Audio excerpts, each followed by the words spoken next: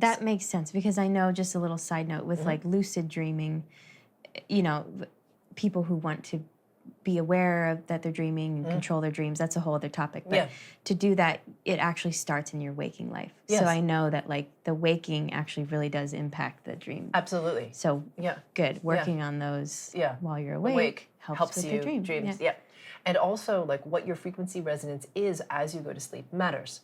So, for example, if you're consuming a lot of social media or watching something that's like depressing or darker or whatever, violent or whatever those lower things are, or you're afraid, you know, because you're watching like a horror movie or something like this, right? You're already in a lower resonance before you enter that dream world.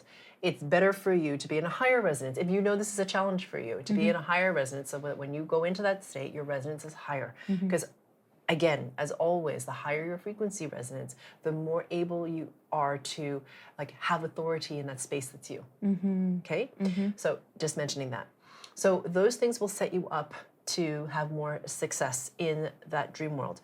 I'll also say that for some of you who are even like afraid of going to sleep, you know, because it scares you. You know, you're always procrastinating. You don't want to go to bed. There's like always a thing, and you know you're exhausted, but you're never going to sleep.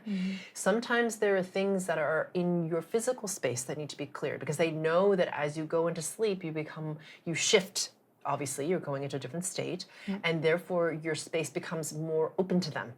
Okay, so if you have that experience where you're like afraid and you feel uneasy going to sleep, then I would recommend something like the frequency saging, clearing your space, GFC that we have, to help you clear your space, so that when you go to sleep, that space is clear for you. That's that nice. Physical space, okay, so that you don't feel so scared when you go into your bed to sleep. That's helpful. So you could do that one and this. Yeah.